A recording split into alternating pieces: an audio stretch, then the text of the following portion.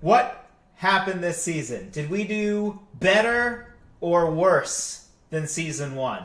My first question to you is, did you see the document I sent you before I deleted the results? Do you know the answer already to the question of whether we did better or worse than season one as far as our agreement? This is all the document that I got from you. Aha! Perfect. I deleted it in time. That way we get to have some fun with this. So what do you think? Do we do better, worse, or I guess technically the same as season one? My question is, how are we measuring that? Who's determining Okay, that? And that's a fair question. are we just counting? Are we just counting How we might... views? Are we No, counting no. likes? No. How much we Did our own agreed. perspective of it? How much we agreed. So did we... Because in theory, right, we feel better about our picks if we agree. Content. Yes. Yes. Oh, I would say, and of course by better, we mean we agreed more, right? Correct. Is that what you just said? Yeah, that's what better would mean in this case, yeah. Okay. Well, so that's a very easy way to determine it. It's just a matter of going through all the shows, all the videos, and then quantify that. But just from my perception, which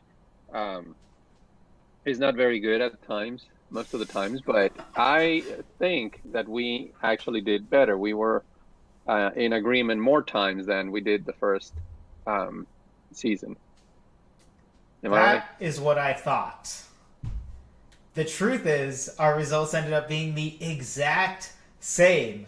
Last season, we had only two that we only agreed on two. This season, we also had two that we agreed on only 2 out of the 4. All 4. And then, but only also, 2 out of 4. Yeah, only 2 out of the 4. And then we had 13 of 3 out of 4, and then 6 of 4 out of 4, both seasons, the exact same numbers.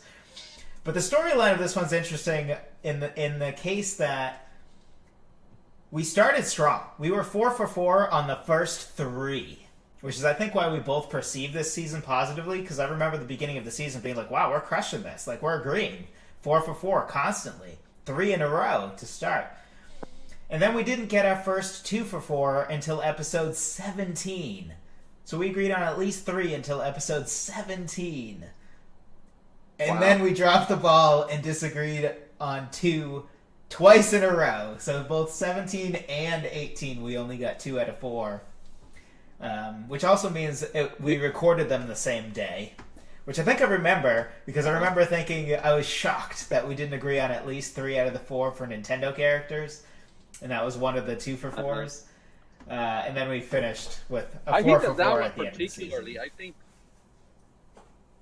I think in that one particularly, the disagreement was probably, and mainly I would say, due to the generational difference.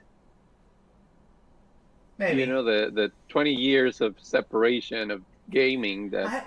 I don't know if that makes a between you and difference I. in Donkey Kong, though. I don't know that Donkey Kong, like, I don't think you not picking Donkey Kong and me picking Donkey Kong, that doesn't feel generational to me. That feels like... Well, no, like you're right. a different perception that's not time-based. I don't know what it is, but it's not time-based. Because, I mean, Donkey Kong was before Mario, right? So we can't... Well, we can't what I fully mean by attribute that it to is that at the time, again, perception. That was my perception of it, is that Samus was a lot bigger at the time than Donkey Kong. Donkey Kong, maybe his own ubiquity was his downfall, in my opinion. Sure. And then you get this new character, and then it's so mysterious, and it was very appealing and very different, and I remember that everybody was just crazy for it. And if you had a Nintendo and you didn't have Metroid, I was like, what? But that's the best game, because like it was a given to have Super Mario. But anyway, I think that's probably what I was thinking. Were you in But I don't know. Mexico at the time? I'm wondering if it's a What's that? cultural. Were you in Mexico at the time during this Yeah. period? Okay, because that might be a difference too, right? Like, I don't know how different some things are, but I assume, just like candy bars, or for example, I think it got cut from the episode because it was off topic enough. But at one point, I drew the analogy of like Chipotle is something that here in Ohio is just like everybody worships and constant. But back home in Massachusetts, there's 5 in all of Massachusetts. That might have changed now, but as of even a year ago, when I checked, there's exactly 5. 4 of them are in Boston, and 1 of them is outside of Boston, and the rest of Massachusetts. Which, by the way, Massachusetts is much more than just Boston. So to all those people that are like, well, isn't that all of Massachusetts? No, it's not.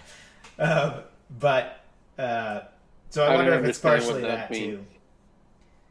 What means? That Massachusetts is more than Boston. I know. Most people don't. They just think that we all talk about parking cars. But I did not get rid of my accent. It's because I never had one. Yeah. So now you speak the true English, the one from Columbus. Yes, that's definitely what happened. From Ohio. My accent changed just in the last 5+ years. If you count college, I guess 9 now, which makes me feel kind of old, but I'm only 27, so I don't think I'm allowed to say that yet.